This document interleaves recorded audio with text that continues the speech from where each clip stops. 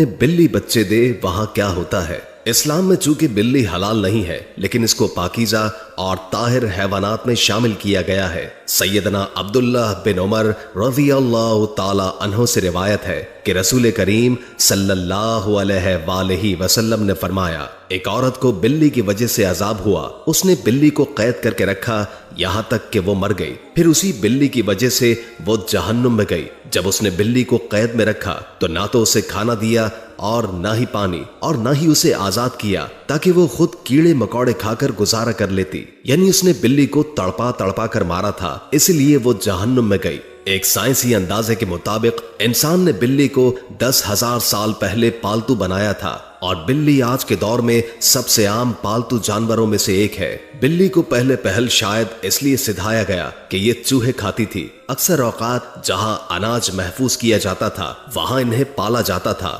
لیکن بعد ازاں ان کو انسان کے دوست اور پالتو جانور کے طور پر بھی پالا جانے لگا۔ پالتو بلیوں کے جسم پر لمبے یا چھوٹے بال ہوتے ہیں جن کی بنیاد پر ان کی اقسام اور نسلوں کا تعین کیا جاتا ہے۔ آئیے اب آپ کو حدیث بتاتے ہیں جس میں بلی کے بارے میں بتایا گیا ہے، بلی اگر کھانے میں کچھ کھا جائے یا پانی پی جائے تو وہ پلید اور نجس نہیں ہو جاتا، کیونکہ ابو داؤد وغیرہ میں حدیث ہے کہ عورت نے حضرت عائشہ رضی اللہ تعالی عنہما کو ہریسہ بھیجا تو وہ نماز پڑھ رہی تھی، انہوں نے نماز میں ہی اشارہ کیا کہ اسے رکھ دے، اور بلی آئی اس میں سے کھا گئی۔ حضرت عائشہ نے نماز کے بعد اسی جگہ سے ہریسہ کھایا جہاں سے بلی نے کھایا تھا۔ حضور نبی کریم صلی اللہ علیہ وآلہ وسلم کا فرمان ہے کہ یہ بلی پلید اور نجس نہیں بلکہ یہ تو تم پر آنے جانے والیاں ہیں۔ میں نے رسول کریم صلی اللہ علیہ وآلہ وسلم کو بلی کے بچے ہوئے پانی سے وضو کرتے ہوئے دیکھا ہے۔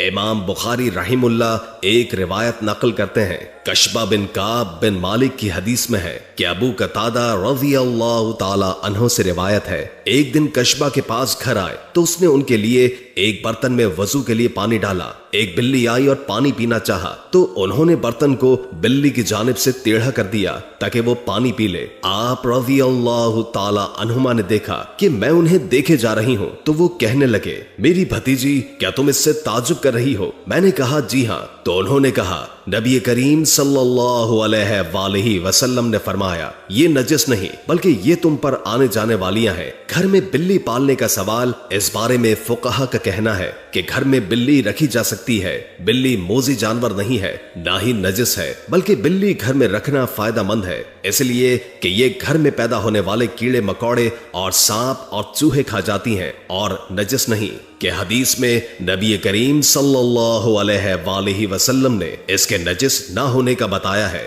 ابو ہریرہ رضی اللہ تعالی عنہ کو یہ نام ہی اس لیے رکھا گیا ہے کہ وہ بلیوں پر رحم کرتے اور انہیں پالتے تھے، حتیٰ کہ وہ اس کنیت کے ساتھ ہی مشہور ہو گئے، لوگ ان کا اصل نام ہی بھول گئے، حتیٰ کہ علماء کرام میں ان کے نام پر اختلاف ہوا کہ اس میں 30 کے قریب اقوال ہیں۔ اگر ابو ہریرہ رضی اللہ تعالی عنہ جیسے جلیل القدر صحابی رسول صلی اللہ علیہ وآلہ وسلم کا بلیاں پالنا ثابت ہے تو آپ صلی اللہ علیہ وآلہ وسلم نے اسے نجس نہیں کہا، تو اس سے یہ معلوم ہوا کہ گھر میں بلی پالنا جائز ہے۔ ماہرین کے مطابق بلیوں کو انسانی لمس بہت پسند ہوتا ہے، اس لیے چاہیے کہ پالتو بلی کو اپنے ساتھ بٹھایا اور سلایا جائے۔ بلی نہ صرف آپ کو خوش کر دے گی بلکہ آپ کو ڈپریشن سے بھی نجات دلائے گی، لہٰذا آپ بلی کو اپنا ڈپریشن کم کرنے کے لیے بھی پال سکتے ہیں۔ الدامری اسی حوالے سے تحقیق کر رہے تھے کہ بلیاں اس دنیا میں کس طرح آئیں۔ مصری ماہر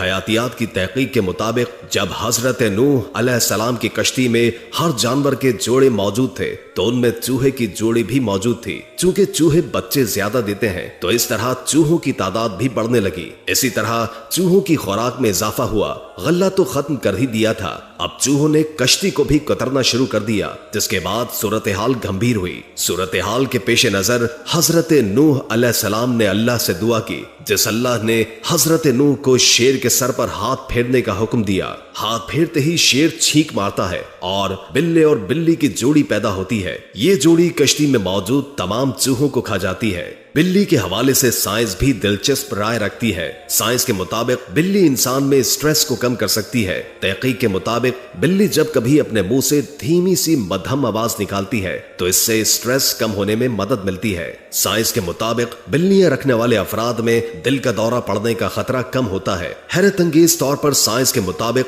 अगर नौज़ायदा बच्चे को शुरुआती दिनों में बिल्ली के करीब रखा जाए तो इसके मदाफियती निजाम को मजबूत बनाने में मदद मिल सकती है। हमल के दौरान एक बिल्ली अपने बच्चों का बेहद ख्याल रखती है और जब बिल्ली मां बन जाती है तो अपने बच्चों की हिफाजत और उनकी तरबियत के लिए मुश्किल तरीन और पुरखतर जगहों का इंतखाब करती है। एक वजह यह भी है कि बच्चों की इस तरह की ट्रेनिंग हो सके और दूसरी अहम वजह यह भी है कि बिल्ली को जब कभी शक हो कि यहाँ बच्चों की जान गैर महफूज है, बिल्ली फौरन जगह बदल लेती है। फिर चाहे 7 घर हो या फिर 10 घर, बिल्ली जगह बदलने में देर नहीं लगाती है। वीडियो अच्छी लगे तो हमारे